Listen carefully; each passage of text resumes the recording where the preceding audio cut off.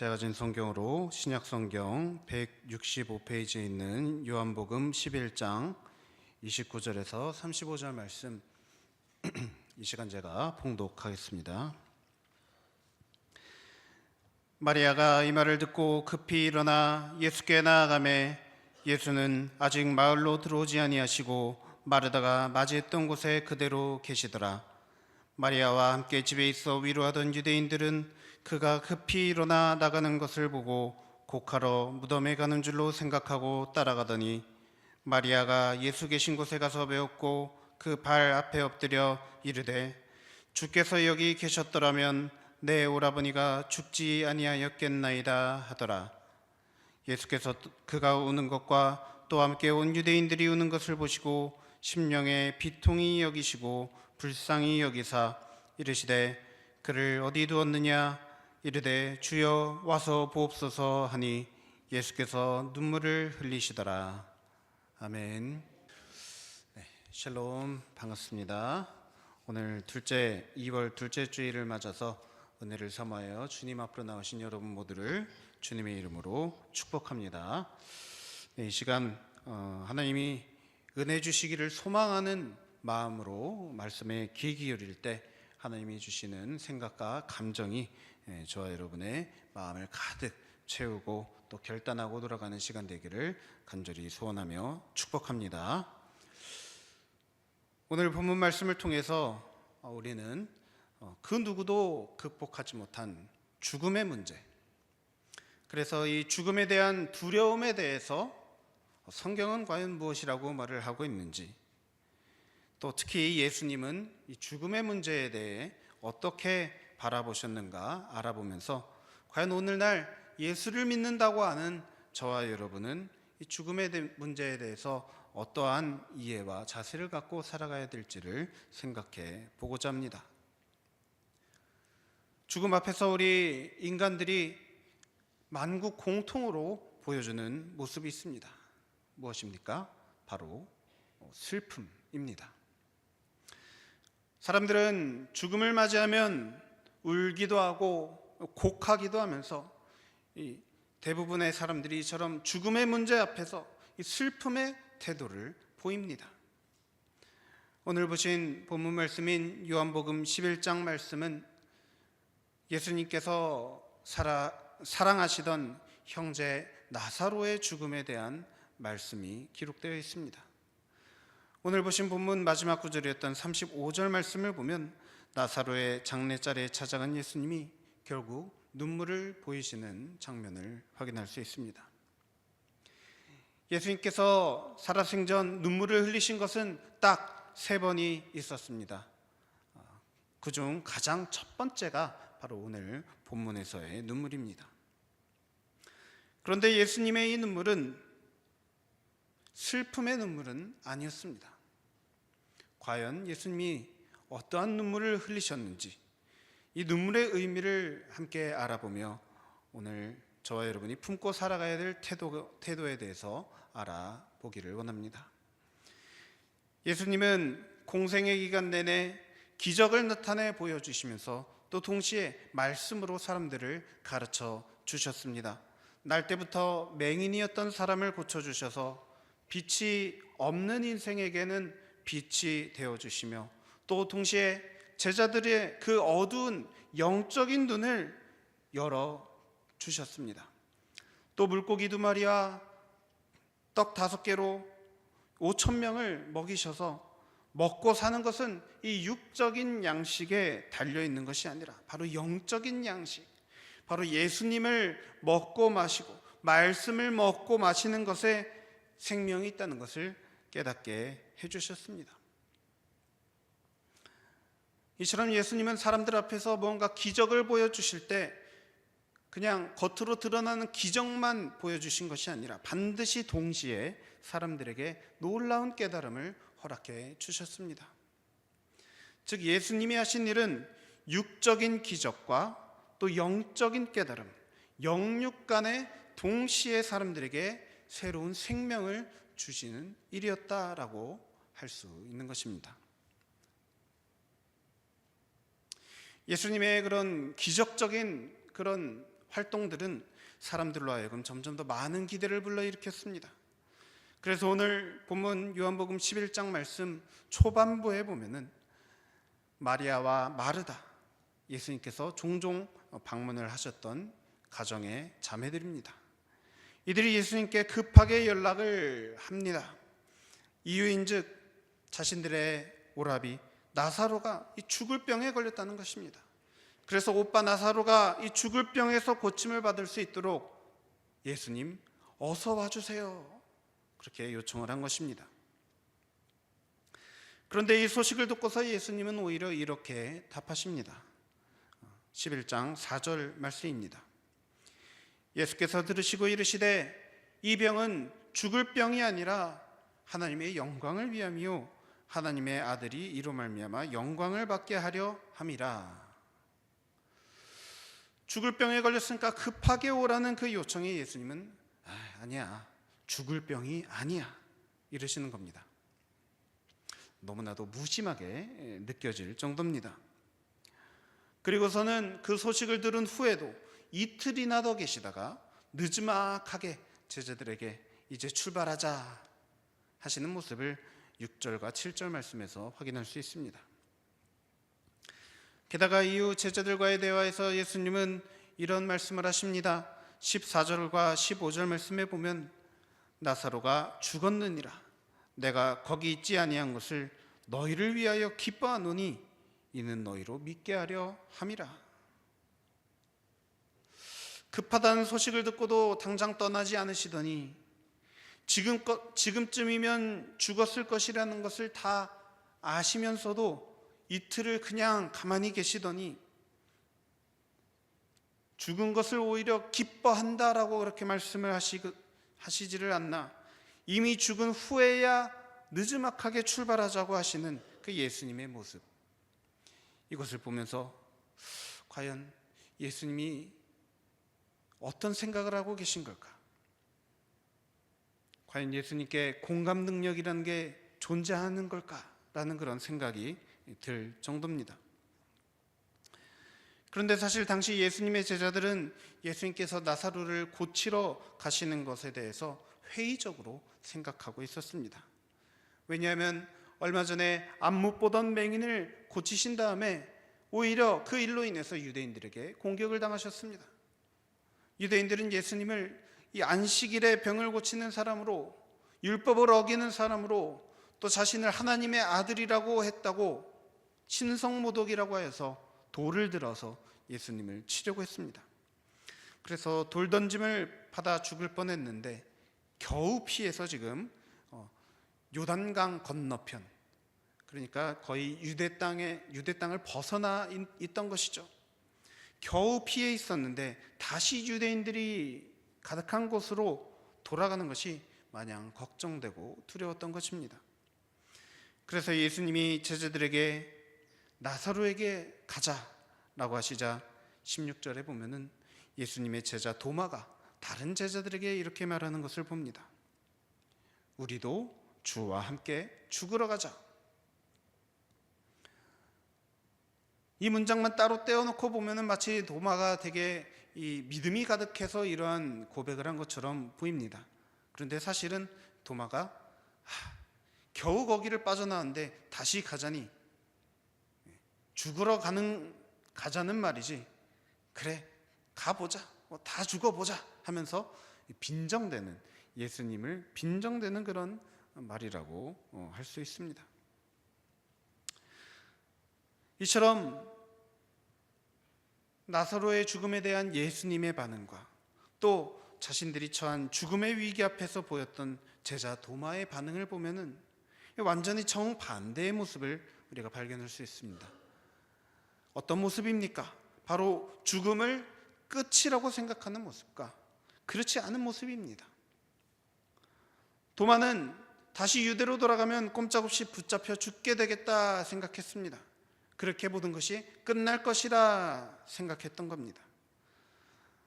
나사로가 죽을 병에 걸렸다고 예수님께 사람을 보내었던 마리아와 마르다 또한 마찬가지였습니다. 죽으면 끝이다, 이 생각이 그들의 머릿속에 가득했던 것입니다. 이러한 생각, 이러한 모습은 사실 인간 모두가 다 갖고 있는 생각입니다. 죽으면 끝. 죽음 이유가 어떤지 알고 있는 사람이 아무도 없습니다. 그렇기 때문에 죽음은 마치 없애거나 또 돌이킬 수 없는 말 그대로 끝, 종료 그 자체로 많은 사람들이 받아들이고 있는 것입니다. 반면 예수님은 어떠한 반응을 보이셨습니까? 죽을 병이 아니다. 누가 봐도 죽을 것 같은 병이었으니까 그렇게 급하게 사람을 보냈을 텐데 예수님은 죽을 병이 아니다. 또 11절 말씀에 보면 우리 친구 나사로가 잠들었도다. 죽음에 대해서 이처럼 너무나도 태연한 그런 모습을 보여주십니다. 문제도 아니다라는 것이죠. 그렇게 큰 문제로 여길 것이 아니라는 것입니다. 만약에 예수님께서 이것을 큰 문제로 여기셨다면 소식을 듣자마자 출발하셨을 겁니다. 당시 예수님이 거하시던 그 요단 건너편 그곳과 나사로의 집이 있는 베다니는 약 하루 정도 거리에 떨어져 있던 것으로 보입니다. 그런데도 예수님은 굳이 이틀이나 더 계시더니 기어코 나사로가 죽고 나서야 출발을 하셨습니다. 예수님의 이 모습이, 예수님의 이 반응이 말하는 것은 예수님이 이 공감을 못하시는 분이라거나 또는 게으른 분이라서가 아니라 예수님은 이 죽음이라는 문제 자체를 하나도 심각하게 보지 않으셨다는 것입니다. 죽으면 죽어도 얼마든지 해결할 수 있다라는 그런 마음이 예수님께 있었던 것이죠. 이처럼 죽음에 대해서 사람들이 보이는 태도와 또 예수님께서 보여주신 태도가 어떻게 다른지 한번 계속해서 지켜보시기 바랍니다. 이제 17절 말씀부터는 예수님께서 베다니 마을에 들어오셔서 나사로의 장례 그 자리에 오셔서 일어난 일들에 대해서 기록한 것을 볼 수 있습니다. 17절에 보면 예수께서 와서 보시니 나사로가 무덤이 있은 지 이미 나흘이라 라고 했습니다. 예수님이 소식을 듣고도 이틀이 지난 후에 출발을 하셨는데 이미 죽은 지 나흘이 지난 것입니다. 이것을 미루어 보아 당시 예수님이 계시던 곳과 베다니 마을, 여기는 하루 정도 걸렸던 거리 같습니다. 그래서 마리아와 마르다가 사람을 보내고 하루가 지났고 예수님이 이틀을 더 계신 다음에 그다음에 출발해서 도착하니까 총 4일, 나흘이 된 것이죠. 아마도 마리아와 마르다가 사람을 보낼 때는 나사로가 거의 죽기 직전이었던 상태였던 것 같습니다. 그래서 나사로는 죽은 지 이미 나흘이나 다 되어서 이미 무덤 속에 안치된 상태였습니다. 당시 유대인들의 풍습에 따르면은 사람이 죽고 나서 그 시신을 3일 내로 무덤에 장사해야 했습니다. 그래서 이미 나사로의 시신은 무덤 속에 넣어두고도 이미 하루가 지난 상태였다는 것입니다. 21절 말씀에 보면 예수님이 오고 계신다는 소식을 듣고서 먼저 마르다가 마중을 나옵니다. 그리고서는 예수님께 이렇게 고백합니다. 주께서 여기 계셨더라면 내 오라버니가 죽지 아니하였겠나이다. 이와 똑같은 말을 32절 말씀에 보면 예수님을 만난 마리아가 또 똑같이 고백합니다. 마리아가 예수 계신 곳에 가서 배웠고 그 발 앞에 엎드려 이르되 주께서 여기 계셨더라면 내 오라버니가 죽지 아니하였겠나이다. 마리아를 만나기 전 예수님께서는 마르다에게 이렇게 말씀을 하셨습니다. 23절에 보시면 예수께서 이르시되 내 오라비가 다시 살아나리라. 그리고 또 25절 26절 이렇게 말씀하십니다.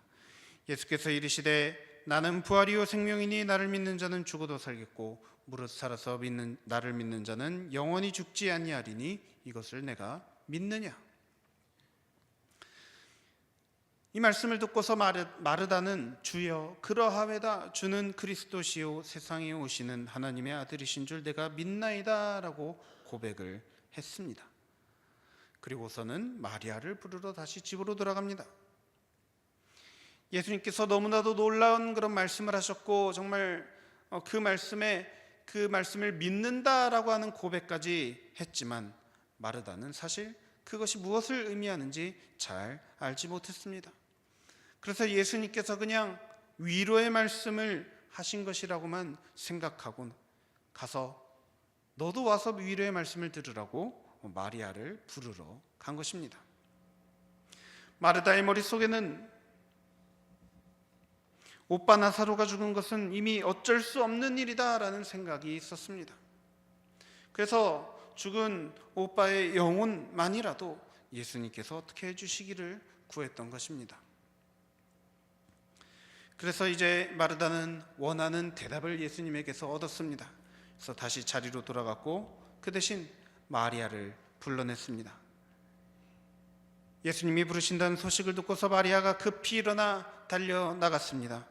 이 모습을 본 유대인들은 영문도 모르고 마치 마리아가 슬픔을 이기지 못하고 다시 나사로 무덤 앞에 가서 곡을 하려나 하고 마리아를 따라갔습니다.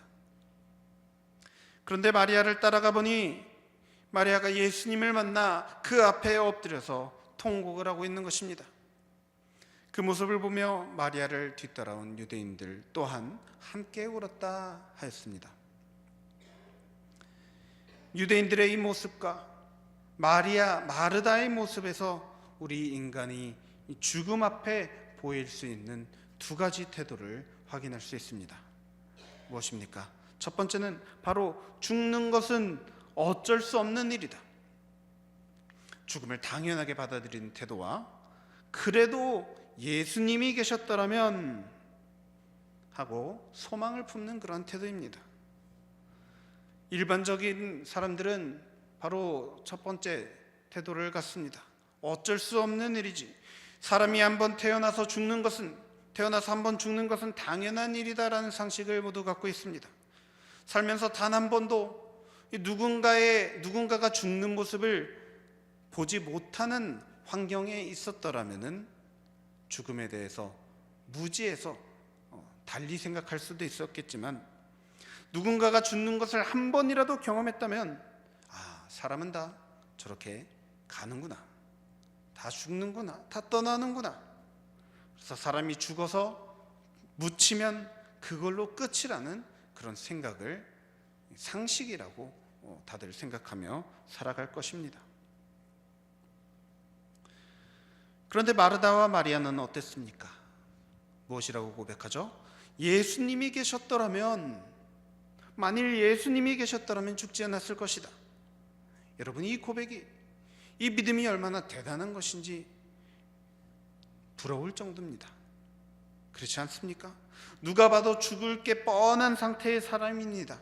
의사도 포기하고 아무리 기도해도 응답도 없는, 정말 아무 소망이 없는 사람이라 할지라도, 그래서 죽어가는 모습을 자기들 두 눈으로 똑똑히 지켜보았는데도 여전히 고백하기를, 만약에 예수님이 계셨더라면 분명 죽지 않았을 것이다.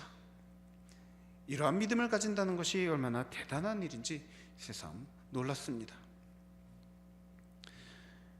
그런데 이런 믿음을 가진 마리아와 마르다도 결국 주께서 여기 계셨더라면 하면서 이미 돌이킬 수 없는 일, 이미 지나가 버린 일, 어떻게 할 수 없는 일처럼 절망하며 울고 있는 그런 모습을 볼 수 있습니다. 이러한 모습을 보면서 예수님이 33절 말씀에 보면 예수님께서 아주 특이한 반응을 보이십니다. 무엇입니까? 바로 심령의 비통히 여기시고 불쌍히 여기사라는 표현입니다. 비통히 여겼다라는 말이 등장합니다. 여러분, 이 말이 과연 무슨 뜻이죠? 바로 화가 났다는 겁니다. 근데 달리 말하자면 그냥 화가 나서 화가 난 게 아니라 속이 상해서 화가 났다. 화가 날 정도로 속이 상했다라는 말입니다. 과연 예수님은 지금 나사로가 죽어서 마르다도 울고 마리아도 울고 또 위문 온 유대인들도 다 같이 우는 그 장면을 보면서 과연 무엇이 그렇게 화가 나셨던 것일까요? 과연 무엇이 그렇게 속상하셨던 걸까요? 내가 왜 이렇게 늦게 와서 죽을 사람을 살리지 못한 걸까 하는 그런 자책감이어서 나온 감정일까요? 아니면 속상해서 울고 있는 이들에게 아무것도 해주지 못하는 그런 무력감 때문에 느낀 감정이었을까요? 아닙니다.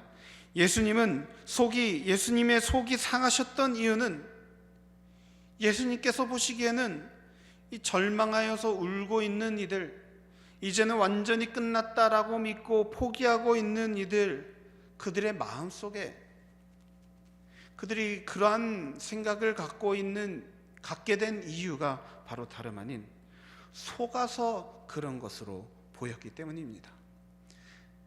마치 사람들이 사기를 당한 것처럼 보였던 것입니다. 이것을 다른 말로 하자면 우리 인간들이 죽음을 이겨낼 수 없다라고 생각하는 것이 바로 예수님이 보시기엔 명백한 사기다라는 것입니다. 우리가 사기를 당한 것입니다. 누구한테요? 바로 우리의 대원수 사탄에게서 말입니다. 앞서 예수님은 마르다에게 말씀하셨습니다. 25절에서 26절, 나는 부활이요 생명이니 나를 믿는 자는 죽어도 살겠고 무릇 살아서 나를 믿는 자는 영원히 죽지 아니하리니 이것을 내가 믿느냐? 예수님은 이 슬퍼하고 있는 이들을 보시면서 속으로 이렇게 생각하셨을 겁니다.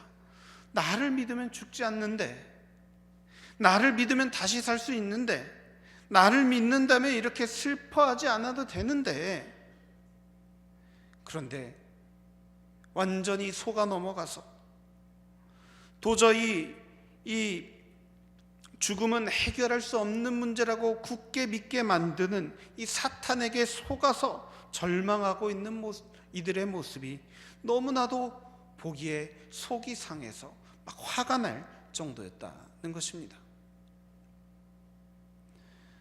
앞서 예수님은 날 때부터 못 보던 맹인을 고쳐주시면서도 그 어려운 일을 너무나도 간단한 일인 것처럼 하나님의 뜻과 계획을 위해서 준비된 일이라고 하면서 조금도 어렵지 않게 고쳐주셨습니다.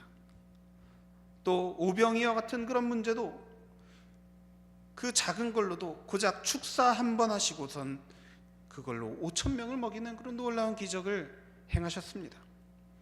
또 나사로의 죽음 앞에서도 예수님은 너무나도 느긋한 모습을 보이시죠. 죽음의 문제도 마찬가지로 예수님 앞에서는 너무나도 쉽게 해결될 수 있는 문제다라는 것을 보여주시려고 했던 것인데, 그 누구도 지금 예수님께 아주 조금의 기대도 하지 않고 있는 것입니다. 절망하여 울고 있는 이 모습을 보면서 속이 답답해서 속상해서 막 울분이 느껴졌던 것입니다. 그래서 결국 35절 말씀에 보면 예수께서 눈물을 흘리시더라. 나사로가 죽은 것을 알고 또 나사로의 그 무덤을 이렇게 보면서도 조금의 유동도 하지 않던 예수님께서 얼마나 속이 상하셨으면 결국 눈물을 흘리셨습니까? 속이 상하고 화가 나서 눈물이 날 정도라니 이것이 얼마나 속상한 일이었습니까? 훗날 예수님께서 또 눈물을 흘리신 일은 예루살렘 성전을 보면서 저 아름다운 성전이 무너지게 될 것을 머릿속으로 떠올리면서 눈물을 흘리셨고, 또 세 번째로 눈물을 흘리신 것은 예수님께서 붙잡히시기 전 겟세마네 동산에서 간절하게 기도를 드리실 때 눈물을 흘리신 일이었습니다. 그냥 겉보기에는 셋 다 어쩔 수 없는 슬픔, 그 두려움 앞에서 눈물을 흘리신 것처럼 보이지만 나사로의 장례식 때 흘리신 이 눈물은 확실히 다른 의미의 눈물이었습니다. 바로 비통의 눈물, 울분의 눈물이었습니다. 물론 예수님도 인간의 몸을 입고 오셨기 때문에 죽음 앞에서 사람들이 느끼는 그 두려움, 무력감, 이런 것들을 너무나도 잘 아셨습니다. 그것이 극적으로 나타난 장면은 바로 겟세마네 동산에서의 그 눈물이라고 할 수 있겠습니다. 하지만 예수님께서 자신의 죽음에 대해서 눈물을 흘리실 때는 그것이 죽음을 이길 방법이 없어서 절망하여서 우신 것이 아니었습니다. 예수님은 죽음의 과정에서 당신이 겪게 될 고통, 이것이 얼마나 심할지를 잘 알고 계셨기 때문에 눈물을 흘리셨던 것입니다. 특히 예수님이 눈물을 흘리신 것은 이 육신의 고통보다도 사랑하는 자들로부터 버림받고 조롱을 당하는 그런 정서적인 고통과 또 죽음을 경험하면서 예수님의 영혼이 경험하게 될 그런 영적인 고통이 얼마나 괴로울지를 미리 아시고 눈물을 흘리신 것입니다. 이처럼 예수님은 우리 인간들이 죽을 때, 죽음을 경험할 때 어떠한 괴로움을 당하는지, 어떠한 고통을 당하는지 너무나도 잘 아시는 분입니다. 그럼에도 불구하고 예수님은 나사로의 죽음 앞에서 눈물을 전혀 흘리지 않고 계셨습니다. 그런데 슬퍼서 울고 있는 마리아와 또 사람들을 보시고서야 눈물을 흘리셨다는 것은 우리 인간들이 갖고 있는 두려움의 근원, 바로 이 죽음을 큰 두려움으로, 해결할 수 없는 두려움으로 두고 살아가고 있는 모습이 너무나도 안타깝게 느껴지셨기 때문입니다. 인간들이 이처럼 죽음을 크게 여기는 것은 우리들이 속아서 잘못된 생각이 우리 안에 굳어져 있기 때문이라는 것을 알려주고 또 깨우쳐주고 싶어서 안타까운 마음으로 표출된 것이 바로 이때 예수님께서 흘리신 눈물인 것입니다. 즉 예수님은 이 눈물을 통해서 하시고 싶으신, 예수님이 이 눈물을 통해서 사람들에게 알리고자 하셨던 것은 바로 죽음은 전혀 두려워할 것이 아니라는 것입니다. 여러분, 우리는 두려움의 대상, 우리 두려움의 근원에 대해서 잘 깨달아야 합니다. 죽음은 전혀 두려워할 것이 아닙니다. 마태복음 10장 28절 말씀에 보면 몸은 죽여도 영혼은 능히 죽이지 못할 자들을 두려워하지 말고 오직 몸과 영혼을 능히 지옥에 멸하실 수 있는 이를 두려워하라 라고 예수님께서 아주 명확한 말씀으로 말씀해 주셨습니다. 예수님을 구세주로 믿는 이들에게는 나는 부활이요 생명이니 라는 말씀처럼 확실한 약속이 따로 있을 수가 없습니다. 너무나도 확실하게 약속해 주셨습니다. 이 약속을 믿는다면 저와 여러분이 정말로 죽음을 두려워할 이유가 전혀 없는 것입니다. 그것을 예로 들자면 마치 우리에겐 의료보험이 있으니까 감기에 걸렸어도 병원에 가는 일이 크게 부담이 되지 않습니다. 감기 걸려서 병원에 가는 일을 진료비 많이 나올까 봐 막 두렵다 하면서 벌벌 떨면서 가는 사람 아무도 없습니다. 그런 것처럼 이 죽음에 대한 예수님의 말씀, 예수님의 이 약속은 우리가 조금도 의심하거나 또 걱정할 필요가 없는 아주 든든한 약속입니다.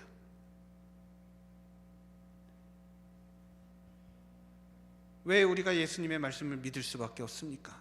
바로 예수님은 이미 경험해 보셨기 때문입니다. 죽어도 보셨고 다시 살아도 보셨습니다. 그리고 지금 하나님 곁에서 우리를 돕기 위해서 최선을 다해 일하시는 분이 바로 예수님이십니다. 만약에 이 세상에 예수님처럼 죽었다가 다시 살아난 사람이 또 존재한다면 아마 그 사람도 예수님과 다른 말을 하지 않을 겁니다. 죽음은 두렵지 않다 말할 것입니다.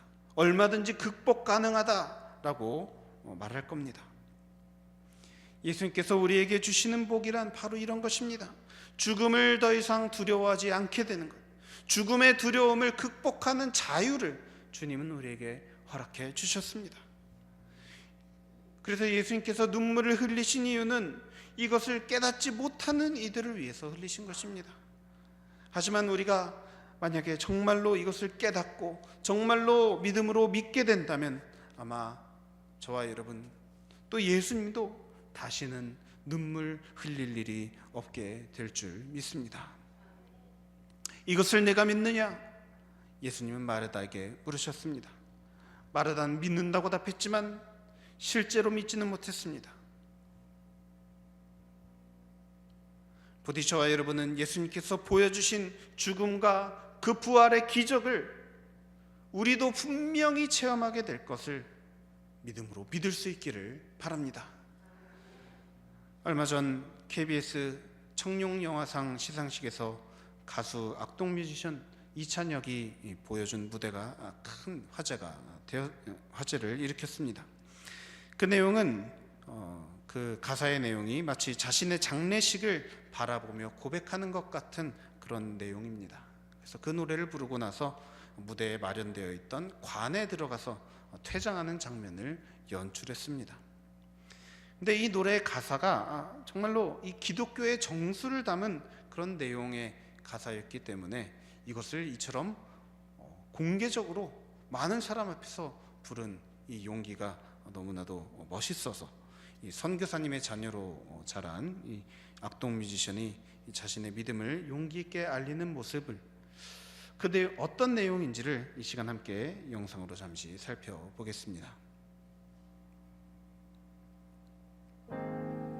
아는 얼굴 다 모였네 여기에, 한 공간에 다 있는 게 신기해.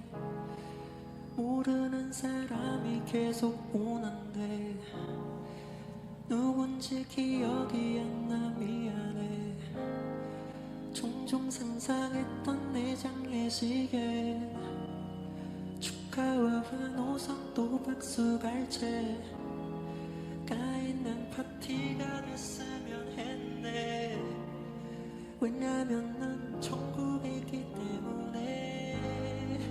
오자마자 내 몸집에 서너 배 커다란 사자와 친구를 먹었네. 땅 위의 단어들로 표현 못해. 사진을 못 보내는 게 아쉽네. 모두 여기서 다시 볼 거라는 확신이 있네.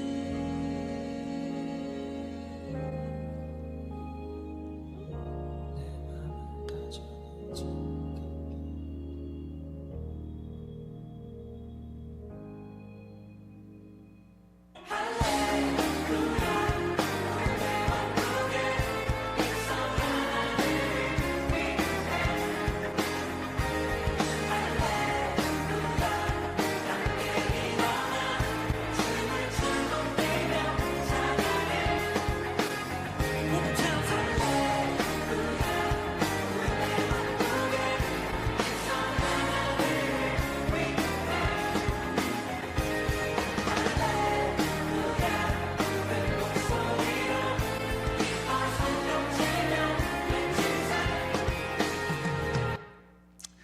여기까지입니다.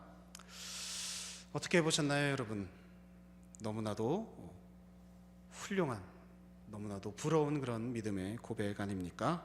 혹시 여러분도 이런 믿음의 고백으로 살아갈 수 있게 되기를 바라십니까? 그렇다면 여러분이 말씀을 들으시기 바랍니다. 믿지 못하는 이들에게 예수님은 말씀하셨습니다. 구하라, 그러면 너에게 주실 것이요. 찾으라, 그러면 찾아낼 것이요. 문을 두드리라, 그러면 너에게 열릴 것이니 구하는 이마다 받을 것이요. 찾는 이는 찾아낼 것이요. 두드리는 이에게는 열릴 것이니라. 또 말씀하십니다. 너희가 악할지라도 좋은 것을 자식에게 줄 줄 알거든 하물며 너희 하늘 아버지께서 구하는 자에게 성령을 주시지 않겠느냐. 구하는 자에게 주시는 것은 바로 다름 아닌 성령 하나님 본인이십니다. 우리 믿는 자들에게 성령을 주신다 하셨습니다. 성령을 주셔서 믿을 수 있도록 도와주시겠다는 말입니다. 그렇습니다, 여러분. 혹 현재 삶에서 죽음과 같이 두려운 일을 겪고 계십니까? 도저히 극복할 수 없는 실패와 좌절, 절망 속에 살아가고 계십니까? 도저히 다시 살아날 것이라고는 이 조금의 희망조차 품기 어려운 상황 속에 살아가고 계십니까?